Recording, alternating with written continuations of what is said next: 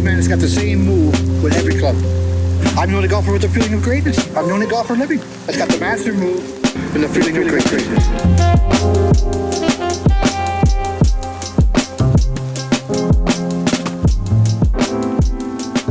Hey, it's Todd Graves. Welcome to the Feeling of Greatness podcast today. I thought I'd come to studio today, and it was interesting. I had a few things on my mind that I thought I would share with all of you in the Moe Norman single playing golf world. And it's because I had a conversation last night with Barry Morrow, who, if you don't know Barry is the screenwriter for the movie Rain Man, which we all loved back in the, it might have been the late 70s, early 80s, the movie Rain Man. And Barry and I, over the years, just so you know how I met Barry, I found out that he had written a screenplay about Moe Norman for Warner Brothers back in 1999. And when I found out Barry had written this screenplay, I called him out of basically just the, I don't even know how I got his phone number, but I said, hey, I'm going to be in California and you're in Santa Barbara, and I'd like to meet you for lunch and just have a discussion. And we kind of hit it off and just got, our interests. Barry's probably one of the most humble, wonderful people that I've ever met, and just so generous with his time and his energies. And he's really passionate about people like Moe Norman.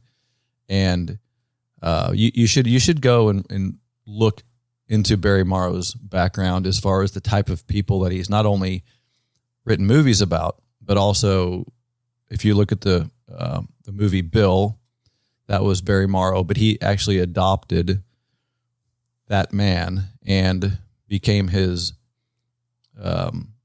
family. But go look into the story of Barry Morrow, because I don't think there's a better guy out there in the world telling stories about real people. And he's just a really important part of my life. And I had this conversation with him last night, and we've been on this mission, and it's taken so long to get this documentary, the Moe Norman, the Feeling of Greatness documentary, off the ground. And it's a money thing mostly. It's a time and resource and COVID and all the things that have happened since we started this project. And my goal, I kind of wanted to spend today just kind of telling you everything that we have put into this project and where we're at with everything and what the mission of the whole project is, and maybe tell you a few Moe stories about where we've been with this. But my ambition with the Feeling of Greatness documentary, when I approached Barry, because here's where it all kind of started, and this is kind of all the story of the Feeling of Greatness. When Barry finished the screenplay in 1999 for the movie, we were pretty excited, as was Moe. Moe was alive at the time, and we were pretty excited that there was going to be a film about Moe and his life and the contributions he's made and the interesting character that he was. So we were just sitting on this Warner Brothers project saying, hey, we can't wait for this movie to come out.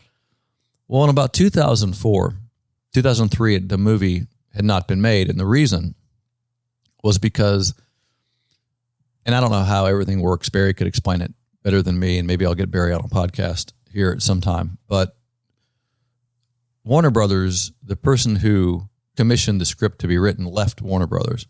So the script got shelved. And so no one was producing the movie. And so after 5 years, a screenwriter can go back to the production company and purchase back what they paid him to repurchase the script back and then go produce it himself. So Barry, in 2004, found an investor and went back and purchased the script from Warner Brothers. And so Barry now held his own script. And now we're on a mission to get his movie produced. So we went around and here's what's really interesting. And this is the conversation that Barry and I had last night, was that at this time in 2004, 2005, now Moe had just passed away. And at this time, golf was kind of at a low. Golf's gone through these cycles, and I'm sure it will continue to do that for the history of the rest of time, where it was the peak of golf may have been in the 80s and then into the 90s, and that kind of got onto a decline. And then you had the Tiger Woods Tiger Woods brought it back in the late 90s. And then it went on this decline again back around 2005, 2006. And Barry and I were talking about this last night, and that golf's kind of on this incline right now. Everybody's kind of getting back into it for whatever reason that is. Maybe COVID brought it to everybody's attention again, and people are out playing golf. So everybody sees. So Hollywood sees this stuff too. Hollywood follows the trends, right? So they're following what's interesting out there, and now golf all of a sudden is an interesting topic for Hollywood. So Barry and I are talking about this, but back in 2004, 2005, golf wasn't that interesting. So we went around and try to raise a bunch of money for this film. And I went to some of my really wealthy friends, and we could put together, we figured we needed about $10 million to get the film together. And we would get together little chunks of money, but it just wasn't enough. And there wasn't any attachments to the film. We didn't have a director, and there was no funding. And, it's really hard. And Hollywood was like, we're not into golf movies.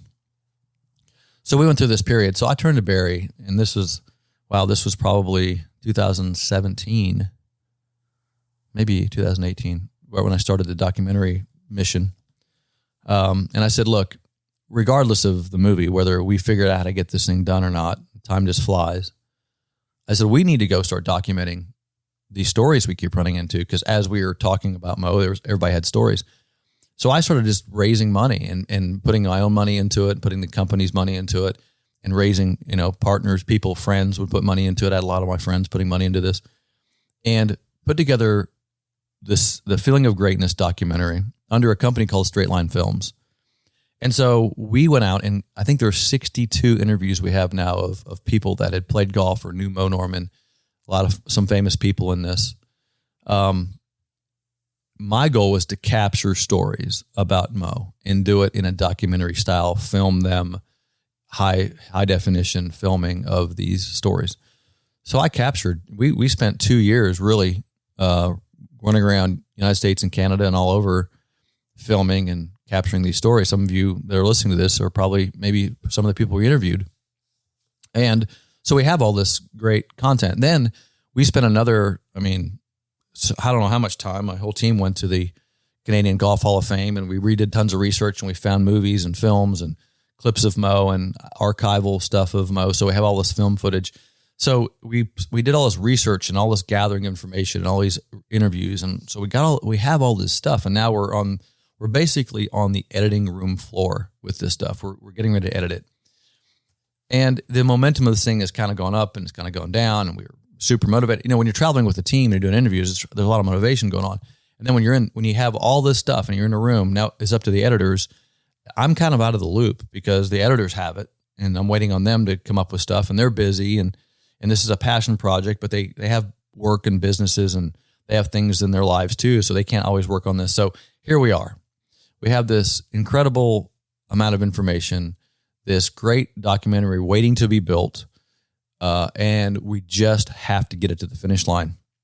So I sat down this February, actually March, and I told the team of guys who are doing the editing on this, and I said, hey, what are we gonna do?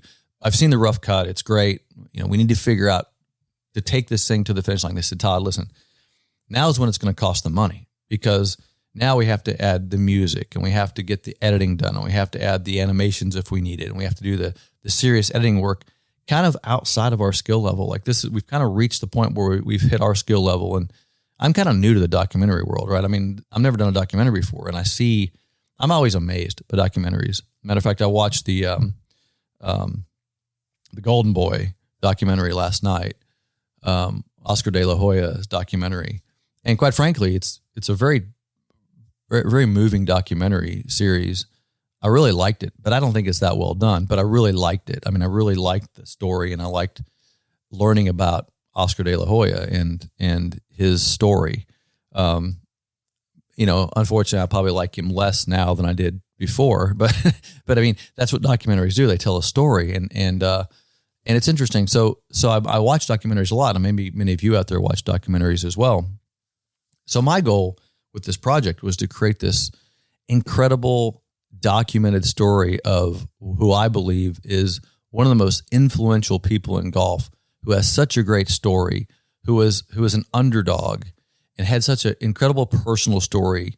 You know, a guy who Barry said should never have succeeded, but he did in his own way, and who's had so much influence even today in golf. I don't think I've ever been to a golf conference where people are talking about the swing or talking about great ball striking, and Moe's name always comes up, even today. So here's this guy, Moe Norman, and yes, his story must be told. And so you have this script out there that Barry has written, who it's thrown around in Hollywood, and it keeps getting some momentum behind it, because right now it may even have some momentum. Who knows right now? I don't know. I hear Barry tells me, I think we got somebody looking at the script. And then I have my documentary, which is just waiting to be built. And so that's kind of where these projects are. Now, how do I raise another $100,000? That's what the question becomes. And here's the way I look at this, and I'm willing to put my own money into this thing.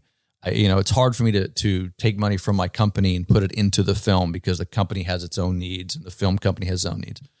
And the bottom line is that this film is very important to me, not only for all of us who are interested in Moe Norman and the single plane. I think for us, anybody who's passionate about Moe and maybe swings like him or sees the value in all of this, to me, it's so important to us to get this documentary done. And I'll tell you why. Number one is I believe there's a major story that needs to be told about Moe. And that story is not through me. I mean, I have my story with Moe.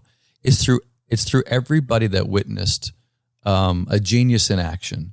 And not only just a genius. Moe wasn't a perfect person by any means. As a matter of fact, when we went into this documentary, our goal was not to say, look at this amazing golfer and how great he was. It was to say, look at this human being who, as flawed as he was and as different as he was and all the character traits, and figured out a way to live his way, do it his way and live his own life and have this success and stay passionate to his dreams. And that's what I really, the bottom line, probably what attracted me to Moe the most was just him living his own life, doing it his way, even if the circumstances became dire. Like there was times in Moe's life when he was not doing well financially or health, but he stayed with it. He stayed with his beliefs and his values and kept doing what he loved to do. And it worked out. I mean, it just kind of worked out. And people, I really appreciate that about people, is just that authenticity of Moe. And I think the authenticity is what I loved about Moe. He just was Moe, and he wasn't going to change for anybody. He was just doing what he thought he needed to do to get himself out of bed every day and enjoy his own life. Now, was he happy? Hey, you'd have to ask Moe. I think there's times that he was happy. I think he was lonely, but then again, the loneliness is maybe something that I sometimes I desire loneliness. Sometimes I desire to be alone. Maybe you can be over alone. And I think Moe was maybe alone too much. I remember seeing this video I have this video. Matter of fact, I have this collection of Moe stuff now from the documentary. And there's this video of Moe in a hotel room by himself. And I probably talked about this before on the podcast. It's the most lonely video I've ever seen in my life. And it breaks my heart when I look at it. I can't even watch this video really, because it's Moe in a hotel room, and you can see his clothes hanging in the closet on the side, and you can see this little TV set, and you can see this lonely little bed and all his junk in the room, and there's Moe. And I'm like, God, you have to come back to this every day. I wouldn't come back there at all, right? That'd be the last thing I'd do. I'd just sleep there. But that lonely world, right? And so that's Moe, and that's the character that we need to understand. And I think that here's the thing that I think we need to tell the world about Moe Norman. I think that's what the documentary needs to do is, it's okay to be yourself. It's okay to be unique. It's okay to follow your own passions. It's okay to be different. It's okay to be who you want to be. Do not let the world tell you who you should be. And I think that is what I want to get out there in the world, not only for us who are already fans of Moe Norman and who really love we have to be different, right? We go out there and play golf. We're different. That's okay. I mean, it's a great thing. I actually enjoy that. We have a belief that we live with that Moe and all the things that we do are going to make us a better golfer. And that's our value system. but it's okay for people not to accept you. And I think that's okay. And I think Moe had to live with that. And I think it's okay for all of us to live with that too. But there's lessons to be told. And I think the value of this, I mean, I don't have kids. My wife has. We have a stepdaughter. I have a stepdaughter, and she's in her 30s. The thing about kids, because now I have grandkids, is that, and it's so funny. Today I was listening to Alan Watts. I don't know if you guys listen to Alan Watts. You should. If you're on YouTube, you can listen to Alan Watts' broadcast. I love Alan Watts. But he was talking about, hey, when you put your kids in school, you're really having other kids raise your kids. And I thought it was such a great comment, because who we're around and how we're influenced is the number one factor determining your future. If you want to know if you want to know if you're going to be successful, or if you want to be successful, ask yourself who you're around. Community around what you love and what you're passionate about will bring the things to you that will fuel you and motivate you and assist you. If you want to be a great golfer, hang around good golfers. If you want to be a good anything, hang around people who are good at it. They're going to bring you into their world. They're going to give you an example of what's good for you. If you want to get healthy, hang around healthy people. If you want to be sick, hang around sick people. If you want to get sick, go to the hospital. If you want to eat well, hang around people that eat well. Go to places where there's good food. If you want to eat crappy, go to McDonald's. And I go to McDonald's once in a while. Look, I'm not judging anybody, but what I'm saying is, when I go to McDonald's, I look around and I'm like, I don't see a lot of healthy people there. I see people getting a quick fix. So that's the importance of a documentary to me, is to put out a story of somebody who is different, and it's okay to be different. And at the same time, know that you're going to have struggles because of your differences. Life's not easy, and you're going to have difficult times, but that doesn't mean don't be different. And there's so much of that with Moe Norman. And that's probably what I loved about him so much, is that he found his thing, golf. He was obviously, and by the way, if you didn't, obviously many of you didn't know Moe, but he was a gentle person. He was a very gentle person, but he would be harsh at times when things would get hard for him. And so he would get almost like you have this side of you that's like, I'm a very gentle person. However, I've got to make sure that I can stay in my lane. I don't want to be stressed too much in my environment. If I get stressed too much in my environment, I don't know how to handle it. And that was kind of how he didn't know how to handle those things. So you'd catch him once in a while. And I would, plenty of times I was with him, he would get in a stressful situation, and he would be what we would call rude, but he was just uncomfortable. And so I was a good friend of Moe, so I accepted all that, and it didn't bother me a bit, just like all my other friends. But in his heart, he was a very gentle, caring person. And that's the beauty of telling this story to me, because everybody in this documentary film, that when we're interviewing them, everybody says the same thing about Moe, that he was misunderstood, that he was an amazing person. And if you got him, if you understood him, you loved him. And, but what an incredible skill and talent he had developed, because that's where he found his identity, and with a golf club in his hands. So I just think there's such a cool story here to tell, and it's inspirational. I would show all my grandkids this and say, this is the man that inspired me, but this is what it's okay. Look how different he was, and look how he wasn't accepted. But you know what? He was bullied, but you know what? He got through it. And why was he bullied? Because he was different. But it's okay to be different. Just walk away. You don't have to fight it. Just do your thing. Live your life. Be yourself. Be authentic. And those are the things that this movie needs to tell. Moe wasn't famous until you can call him maybe famous in the late 90s, because Golf Digest had, I knew who Moe was my whole life because I was a golfer, and I'm like, oh, this guy's this mysterious guy from Canada, when I didn't know him. But he wasn't famous. When he became famous, it became weird for him. He didn't like it. I mean, he was like, hey, I don't really like this stuff. He liked some of the rewards he would get because he was finally not struggling for money, and he could buy the things he needed, and he kind of got to the point where he was accepted and he felt more accepted. And that's what fame did for him. He's like, I felt more accepted and people kind of understood me a little bit. And then he got a little more comfortable with that. I don't think he truly ever got really comfortable with that. But it was just, that was the side of it. But he was very uncomfortable with being anything close to the center of attention until you put a golf club in his hands. And then he was remarkably gifted as a entertainer, which Peter Jacobson and I talked about a lot in the documentary. So here's what I'm asking in this podcast. And if you're listening to this, and I'm really, just to tell you what's going on, I'll just kind of update you a little bit on Graves Golf and all the fun stuff we're doing here. You know, we launched the lock and roll putter, and that has been such a great thing. I'm in love with this putter. It simplifies putting so much. Tim and I had this conversation in the webinar the other night where it was hard for him to bring this up, but he said, Todd, you know, you almost don't have to practice with this thing. And Tim's a practicer. And I'm like, you know, you're right. I mean, look, you need to practice your putting, but at the end of the day, this is taking care of so many of the fundamentals of the mechanics that it really has taken a lot of the work out of putting. So that's why I like it so much. So we launched the putter, and it's been a major launch and a major success so far. And it's just going to be a great thing for Graves Golf. I have been dedicating a lot of my time to the Graves Golf Performance Center, which is, we purchased a golf course, not the whole golf course. We purchased about 6 holes of a golf course plus the entire driving range plus 2 big buildings that are on the property.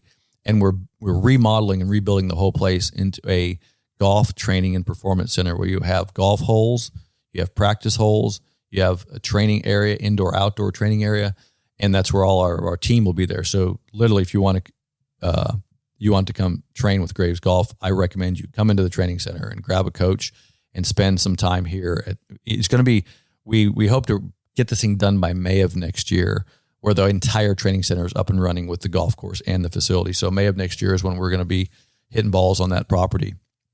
So that's where that has taken 2 years of my time for that. So I had this documentary thing going on in the background. I got this Graves Golf Performance thing and this putter project, which has taken 3 years. So these are the things I'm in the background, always focused and working on. Plus, obviously, operating and trying to help the company as much as I can in my spare time, plus teaching schools. And you guys know how busy I can be. Not that I even consider this work. I actually love everything that I do with Graves Golf. So there's not a minute that I don't love here doing this, except for when I do accounting. So that's the shit I really hate. But, counting, you got to do it, then you got to count it. Doesn't make any sense to me. However, let me tell you where I'm kind of going with today's podcast is I need your help, and I need you to help me fund the rest of this documentary. Number one, I want you to be a part of it. I think one of the reasons we've put $300,000 into the project just with money we've raised from partners and investors. So they all had to put in $10,000 to $20,000 to $30,000 each. I'm not asking you guys for $10,000 or $20,000 or $30,000. What I want you to do is I want you to have your name scroll up the list of people who put Moe in front of the universe. I want your name to be rolling up the credits when the film is finished. And I want you to be able to say, hey, I want to make sure the world knows about a guy like Moe Norman, just like I am.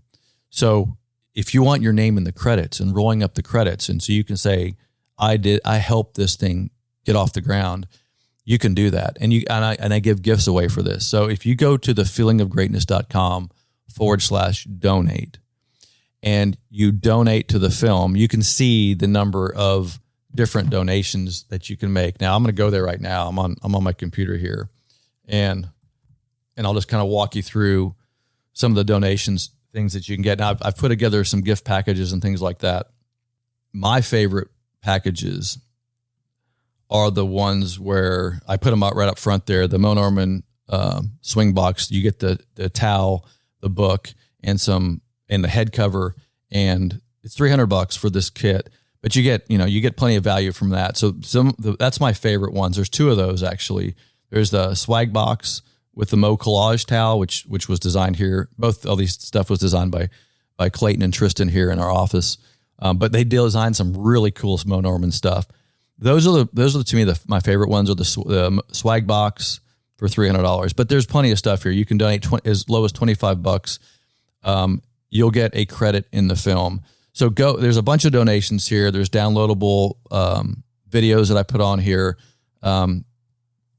Anyway, this is the place that I need you guys to go and help me. And my goal right now, along with the project I'm working on, the putter project, along with the developing a training center, and along with the other 20 things that I'm working on here at Graves Golf, I would love for you to have your name scroll up the credits in this documentary. My goal is to have this thing done by the time we open Graves Golf in May of next year. So I want this to happen at the same time, because another thing I'm looking at on my computer screen right now is the training center. I am dedicating, it looks like it's about 1,000 square feet, but inside our training center on the lower part, when you walk in, there's an entire room and museum dedicated to Moe in the bottom half of this. So I don't want to kind of give it away, but we're actually going to take a trunk of a Cadillac and build it out. And you're going to be able to see all the Moe memorabilia, and it's going to be a tribute to Moe in the academy here. So this is what my vision and passion is for the future of Moe, and I need your help. So thank you so much for all of you who have already donated. Look, you can make another donation too. It all helps right now, and I'll tell you where this $100,000 is going to go. We have to get music, animation, editors, and we have to go beyond our skill level if we're going to get this right. Like, I have editors, but we just don't have the wherewithal and the ability. And by the way, Barry has to be a part of this. So Barry has contributed his time for no charge. No, he's not charging us at all, because this is a passion project of his as well. So do me a favor, go right now to thefeelingofgreatness.com/donate. Look at the packages and make the largest donation that you possibly can. And I will send you a gift for that. And I will get your name scrolling up there with the other names that have donated. And I really appreciate everybody doing that for me, because we need to get this thing off the ground. It's good for golf. It's good for all of us. It's good for Moe Norman. It's good for the world. And it's good for people to see a story about a guy who basically beat the odds, and we all respect that from him. And I want other people to learn about him. And I want this to be something that's out there when I'm gone and you're gone. And this will be a documentary that people can watch and say, this is an amazing character in a game we all love that figured out a way to be himself and set an example for how people should live. And that's why I think this thing needs to get out there. So thanks for joining me today in today's podcast. I appreciate you helping me with the documentary, and I will see you on the next podcast. Have a great day.